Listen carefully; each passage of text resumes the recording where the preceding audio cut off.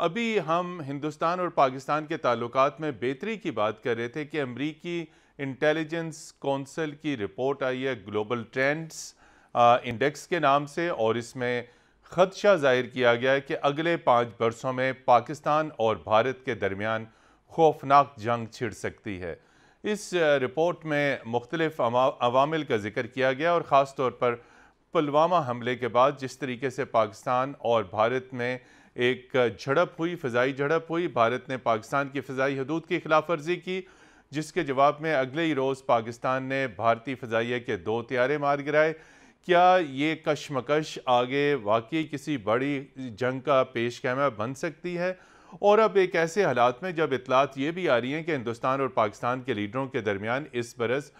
دنیا کے کئی ممالک میں ہونے والی کانفرنسوں کی سائیڈ لائن کے اوپر ملاقات متوقع ہے۔ ایک طرف ملاقات کی باتیں ہو رہی ہیں اور دوسری طرف جنگ کی باتیں ہو رہی ہیں۔ جنرل لودھی صاحب، یہ رپورٹ یقینی طور پہ آپ کی نظر سے گزری ہوگی، امریکی انٹیلیجنس کونسل کی رپورٹ۔ بنیادی طور پر یہ امریکی پالیسی سازوں کے لیے تیار کی جاتی ہے، اور اس میں خدشہ ظاہر کیا گیا ہے کہ اگلے 5 برس میں ہندوستان اور پاکستان ایک بڑی جنگ کے دہانے تک پہنچ سکتے ہیں، جنگ چھڑ سکتی ہے۔ تو آپ سے سوال ہمارا یہ ہے کہ ایک طرف تو ابھی کوششیں ہو رہی ہیں امن کی، اور یہ کوششیں ہو رہی ہیں کہ نریندر مودی جو ہیں وہ پاکستان آئیں، سارک سربراہ کانفرنس میں شرکت کریں، اس کے حاشیے پہ ملاقات ہو۔ اس برس تاشقند میں ایک کانفرنس ہونے جا رہی ہے، وہاں پر ہندوستان پاکستان کے وزرائے اعظم آمنے سامنے ہوں گے۔ جون میں دولت مشترکہ کی کانفرنس ہو رہی ہے جس میں پاکستان اور بھارت کے وزرائے اعظم مدعو ہیں۔ ایک طرف تو یہ پیس انیشیٹو، سائیڈ لائن میٹنگز، اور دوسری طرف امریکی انٹیلیجنس کونسل کی رپورٹ میں جنگ کے بارے میں خدشات۔ یہ کیا صورتحال ہے؟ دیکھیے، چاہے امن کی کوششیں ہوں یا کوئی انٹیلیجنس کی رپورٹس ہوں، جی، اس کے بارے میں یہی کہوں گا کہ ہے کواکب کچھ نظر آتے ہیں، کچھ دیتے ہیں دھوکہ یہ بازیگر کھلا۔ واہ، تو یہ جو ایک main media, social media, print media کے اوپر جھوٹ کا طوفان اور سچ اور جھوٹ ملا جلا، اور اس کا ایک آندھی چل رہی ہے، اس کے اندر سچ کو تلاش کرنا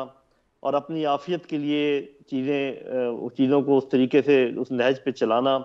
آج کا کوئی آسان کام نہیں ہے۔ یہ مس انفارمیشن، ڈس انفارمیشن کا زمانہ ہے، اور ٹھیک ہے، اس کو لوگ مختلف نام دیتے ہیں، 5th جنریشن وارفیئر جو بھی ہے، جی، لیکن اس کو سمجھنا بہت ضروری ہے۔ اس کے لیے اگر ہم بنیادی چیزوں پر چلے جائیں، ایب نیشیو جس کو کہتے ہیں، کہ تمام ملکوں کے جو انٹرسٹ ہیں وہ ہمیں کلیئر ہونے چاہیے، اور اس کے بعد پھر ہم موازنہ کریں کہ کیا کہا جا رہا ہے، کس پیرائے میں کہا جا رہا ہے، کیوں کہا جا رہا ہے، کس پہ اعتبار کرنے کی ضرورت ہے، کس پہ اعتبار کرنے کی ضرورت نہیں ہے۔ تو یہ ساری چیزیں ذہن میں رکھیں۔ یہ دیکھیں، جو ٹینشن ہے ہندوستان اور پاکستان کے درمیان، وہ تو دیوار پہ لکھی ہوئی ہے،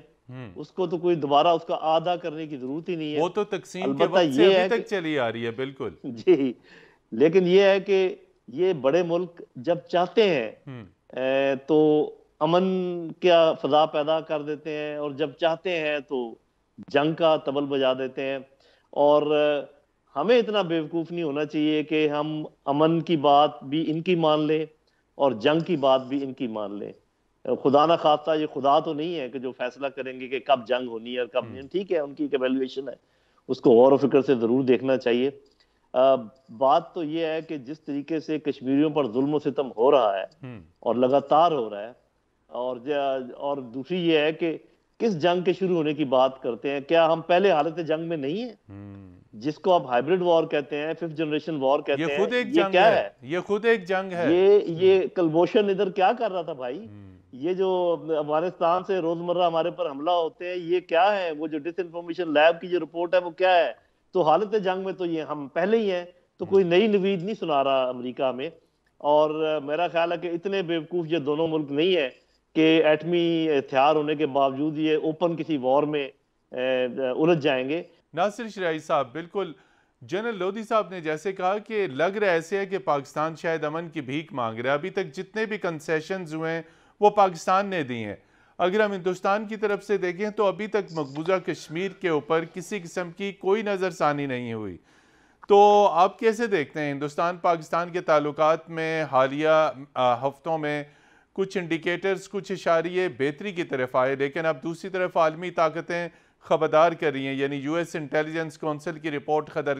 خبردار کر رہی ہے کہ دونوں ملکوں میں جنگ چھڑ سکتی ہے۔ سب سے پہلے میں اس رپورٹ کی طرف تھوڑا سا آنا چاہوں گا۔ انٹیلیجنس کی جو رپورٹ ہے، لازمی نہیں ہوتا کہ جو بیان کیا جا رہا ہو ٹارگٹ بھی وہی ہو، بلکہ بنیادی طور پہ یہ ہائبرڈ وار کا ایک پارٹ ہے، اور امریکنز کے اپنے ٹارگٹ کو یہ رپورٹ جو ہے وہ بیان کر رہی ہے کہ امریکہ اس خطے کو کیسے دیکھنا چاہتا ہے، اور کیا امریکہ اس خطے میں پیسفل ایٹماسفیئر دیکھنا چاہتا ہے یا اس کو ایک وار زون بنانا چاہتا ہے۔ تو حقیقت یہ ہے کہ کنٹینمنٹ آف چائنا یہ امریکہ کی طرف سے بیان کرتا ہے۔ سی پیک اور پاکستان کی جو گروتھ ہے، اکنامک گروتھ بالخصوص، اس کو روکنا بھی یہ ان کے انٹرسٹ میں ہے، اور ظاہر ہے انڈیا بھی اس حوالے سے ان کے ساتھ ہے۔ تو میرا یہ خیال ہے کہ ان ساری چیزوں کو اور ریجن کے اندر جو امریکہ کے انٹرسٹ ہیں ان سب کو اگر ہم مد نظر رکھیں تو ان کی تو یہ خواہش ہوگی کہ اگر پاکستان اور انڈیا کے درمیان کوئی بڑی لارج سکیل وار ہوتی ہے تو ان کی وار مشینری بھی چلے گی، ان کا جو بزنس وار سے ریلیٹڈ ہے، وار انڈسٹری سے ریلیٹڈ ہے، وہ بھی چلے گا، دونوں ممالک کی اکانومی بھی شیٹر ہوگی۔ اس ریجن کے اندر چائنا کو روکنے کے لیے بھی، کیونکہ یہ علاقہ ایک لحاظ سے متنازع بھی کہا جاتا ہے، تو متنازع علاقے کے اندر کنفرنٹیشن ہونے کی وجہ سے سی پیک کو اور او بی آئی کو بھی وہ روکنے میں کہیں نہ کہیں کامیاب ہو سکیں گے۔ یہ ان کی خواہش تو ہو سکتی ہے، لیکن آن گراؤنڈ سچویشن یہ ہے کہ پاکستان بھی اپنے انٹرسٹ کو بخوبی دیکھ رہا ہے، اور انڈیا کو بھی جنگ سوٹ نہیں کرتی۔ جو بات پاکستان کے پرائم منسٹر نے یونائٹڈ نیشن کے فورم کے اوپر کہی کہ جسٹ آپ امیجن کریں کہ دو طاقتیں ایٹ وار ہیں اور دونوں ایٹامک پاور ہیں، اور ایک چھوٹی سی غلطی سے پورا جو ریجن ہے وہ کتنے بڑے اور پوری دنیا بحران سے دوچار ہو سکتی ہے۔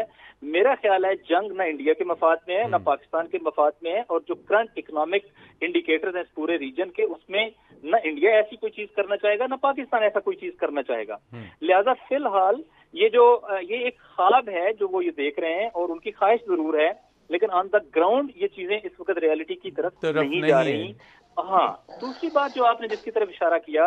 وہ یقیناً میں سمجھتا ہوں کچھ ہماری فارن پالیسی کے اندر لیکوناز ہیں، اور پاکستان جو ہے وہ ایبروگیشن کے بعد آرٹیکل 370 کی، اور اسی طریقے سے جو وہاں پہ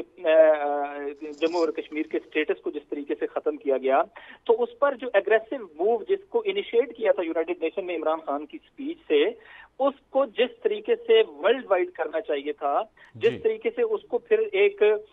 فارن پالیسی کے لیے ایک ٹول کے طور پہ استعمال کرتے ہوئے پوری دنیا میں اس پہ لابنگ کرنی چاہیے تھی، اس کے اندر یقیناً ایک بڑی کمزوری نظر آتی ہے، اور انڈیا ہمیں ایگریسو ٹون میں نظر آتا ہے اور پاکستان ڈیفینسو ٹون میں نظر آتا ہے۔ یہ درست ہے، لیکن یہ ہماری ایک اپنی ویکنیس ہے، اس کو ہم نے اوور کم کرنا ہے، کسی اور نے اوور کم نہیں کرنا۔ پاکستان اگر اپنے ریجن کو دیکھے گا تو اس ریجن میں ابھی جیسے پاکستان ایک ایسے ریجنل بلاک کی طرف بھی جا رہا ہے کہ جسے آپ گولڈن رنگ کہتے ہیں، گولڈن رنگ اکنامک فورم، جس میں چائنا ہے، جس میں ایران ہے، جس میں روس ہے، جس میں ایران ہے، اور جس میں ترکی ہے۔ یعنی اس کا بھی کنسپٹ یہ ہے کہ یہ ریجن سیلف سفیشینٹ ہو جائے گا، اپنے اکنامک معاملات میں ایک دوسرے کے اوپر ڈیپینڈ کرے گا، اور اسے دنیا کے اوپر جو اپنی ڈیپینڈنس ہے وہ منیمائز ہو جائے گی۔ یہ مینیجیبل ہے، ان کے پاس سب سے بڑا ڈیفنس ویپن ہے، ان کے پاس سب سے زیادہ جو ہے وہ انرجی کے ریسورسز ہیں، اور ان کے پاس جو ہے وہ سب سے بڑی اکنامک پاور ہے۔ جی، روسی وزیر خارجہ کا دورہ پاکستان، روس کی بھارت کے ساتھ بھی بڑی گہری دوستی ہے، اسٹریٹجک پارٹنرشپ ہے۔ ایسی صورتحال میں روس پاکستان کی کیا مدد کر سکتا ہے ہندوستان سے کشیدگی کم کرانے میں؟ وہ ویسے سفارتکاری کے لحاظ سے ان کی کوشش ہو سکتی ہے کہ وہ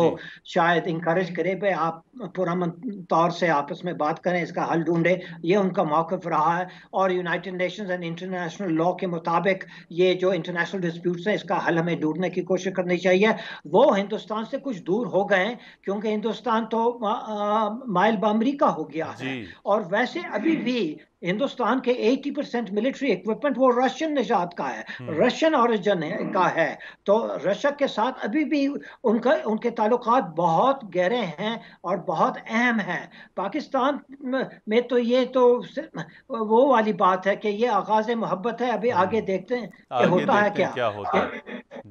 کیا ہوتا ہے۔ تو پاکستان کے ساتھ تو उनसे तवक्को रखना कि वो एक रोल अदा करेंगे जिससे हिंदुस्तान जो है वो यानी कि अपने जो क्या उसे कहते हैं अग्रेसिव प्लान्स को वो कम करेंगे पाकिस्तान के खिलाफ। मैं समझता हूँ कि ये बर्डन रशिया पे हमें नहीं डालना चाहिए। हमें ये देखना चाहिए कि अमेरिका जिसका बहुत असर है हिंदुस्तान के साथ क्योंकि वो पार्टनर्स हैं, वो पाकिस्तान को वार्निंग दे रहे हैं और साथ साथ हमें दोस्त भी कहते हैं, लेकिन वो दोस्ती का इजहार बिल्कुल नहीं कर रहे हैं। अब हमें ये देखना है कि हम क्या कर रहे हैं, किस किस्म का मैसेज हम अपने कश्मीरी भाइयों को भेज रहे हैं, और दोनों तरफ अपने मकबूजा कश्मीर और आज़ाद कश्मीर और पाकिस्तानी जो इनका ताल्लुक कश्मीर से बहुत नज़दीक का है, कि हिंदुस्तान से यही आ रहा है कि आप पै दर पै कंसेशन हमें दें। हो सकता है कि साल के बाद फिर मोदी साहब